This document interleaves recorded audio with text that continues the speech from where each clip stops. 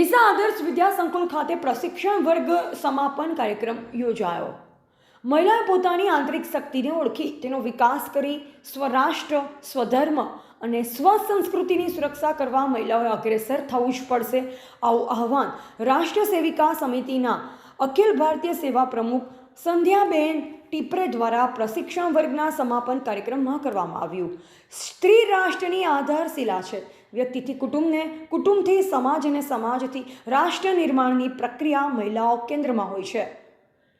સશક્ત રાષ્ટ્ર નિર્માણના ધ્યેયને સાકાર કરવા વ્યક્તિ નિર્માણ થાય તે અર્થે રાષ્ટ્ર સેવિકા સમિતિ ગુજરાત દ્વારા 15 દિવસનો પ્રવેશ અને પ્રબુદ્ધ પ્રશિક્ષણ વર્ગ MM દેસાઈ શૈક્ષણિક સંકુલ ડીસા ખાતે યોજાયો।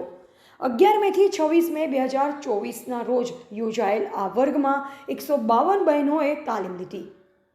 આ વર્ગમાં 14 વર્ષથી ઉપરની બહેનો હાજર રહી દંડ, સમતા, રમતો, યોગ, યષ્ટિ જેવા શારીરિક ક્ષમતા વિકસિત થાય અને આત્મવિશ્વાસ વધે તેમજ બૌદ્ધિક સ્તર વધે તેવા વિષયોનું પ્રશિક્ષણ થયું। ડીસા નગરમાં અનુશાસન અને શિસ્તબદ્ધ 200 જેટલી સેવિકાઓ દ્વારા ઘોષ સાથે પથ સંચલન થયું। સમાપન કાર્યક્રમ આદર્શ હાઈસ્કૂલમાં રાખવામાં આવ્યો। કાર્યક્રમના અધ્યક્ષ ડોક્ટર બિનલબેન માળી ઉપસ્થિત રહ્યા। નગરજનો બોડી સંખ્યામાં ઉપસ્થિત રહી કાર્યક્રમમાં સહભાગી બન્યા હતા। ક્ષેત્ર સહ કાર્યવાહિકા મંજુલાબેન પટેલ, ગુજરાત પ્રાંત કાર્યવાહિકા નીતાબેન પ્રજાપતિ, વર્ગાધિકારી મિનલબેન પટેલ અને અન્ય અધિકારીઓની ઉપસ્થિતિ રહી હતી। અહેવાલ ભરત સોલંકી, સંબંધ ભારત ન્યૂઝ, ડીસા।